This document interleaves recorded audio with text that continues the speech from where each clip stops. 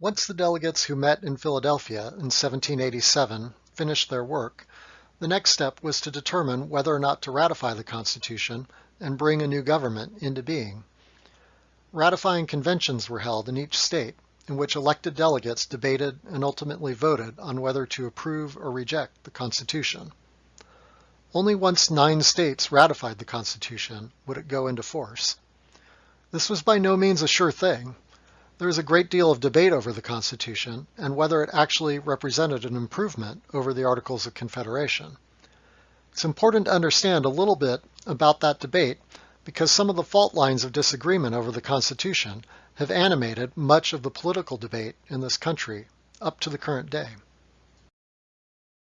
The lead-up to the state ratifying conventions set off one of the most intense political campaigns in American history.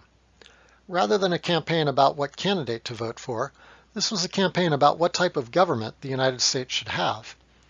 The people in favor of ratifying the Constitution came to be known as Federalists, while those campaigning to reject the Constitution were known as Anti-Federalists. In general, the Federalists favored ratification because they supported the idea of a stronger national government than the one that existed under the Articles of Confederation. They also liked the Constitution's mechanisms for limiting popular control over the government that we learned about in the previous video when discussing Madison's model. The Federalists were generally made up of the more elite elements of society.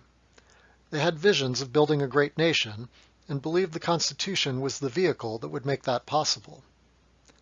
On the flip side, the Anti-Federalists were suspicious of how powerful the national government would be under the Constitution. While many Anti-Federalists thought the Articles needed to be amended, they mostly believed that state governments should retain most of the power, that these were the governments most likely to protect people's liberties. Anti-Federalists also generally favored more public control over government, in other words, more democracy. They were less dismissive of the common man's ability to make wise political choices than the Federalists were, and they thought fears of democracy turning into mob rule were overblown.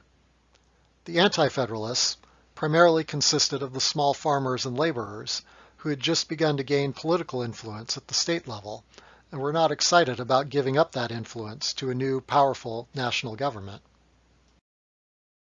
So the Federalists supported the idea of a constitution that opens with the words, "We the people." They wanted a strong national government that would develop direct ties to the people and get them to think of themselves as Americans first, rather than as New Yorkers or South Carolinians. The Anti-Federalists said, "Hold on a minute. Don't you mean we the states?" In their view, they wanted to keep the model of the Articles of Confederation, in which the Union simply represented a league of states, where the states acted as an intermediary between the people and the national government. Another point of contention between the different sides of the debate was over what the purpose of the country was. The Federalists placed a great deal of emphasis on developing the United States as a strong nation, one that needed a powerful government in order to develop itself economically and on the world stage. The Anti-Federalists were less interested in grand nation-building plans, but instead were concerned with having government focused on protecting individual liberty. Finally, Federalists believed more strongly in elite rule, through institutions such as the Electoral College, where the people's voice would be heard, but it would be filtered by men of high standing in society, who would make wiser choices than the common man. The Anti-Federalists believed much more strongly in popular rule, that the common man could participate effectively in the political process. Now, just to be clear, while the Anti-Federalists may have had more democratic sentiments than the Federalists, they were not champions of the rights of women or African Americans to participate in the political process. Ultimately, the Federalists won the debate. Enough states ratified the Constitution, and a new government was formed. But the Anti-Federalist campaign made some important impacts. Most notably, the Anti-Federalists pointed out that the Constitution did not contain sufficient guarantees of specific individual liberties.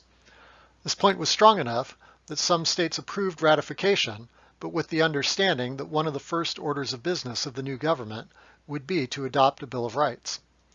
The The Federalists agreed to make this concession, and indeed the Bill of Rights were quickly amended into the Constitution, making sure that people had certain protections from the federal government.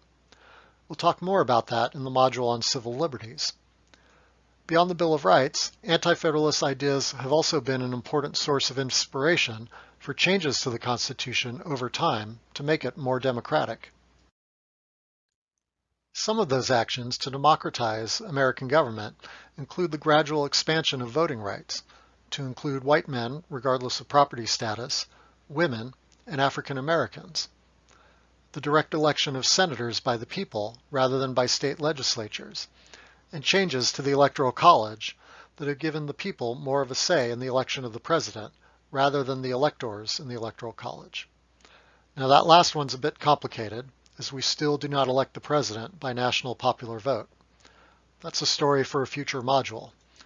The broad point here is that while the Constitution was adopted with some pretty severe limitations on popular control of government, much of our political history reflects efforts to give the common man and woman more of a voice in the political system, reflecting ideas once articulated by the Anti-Federalists.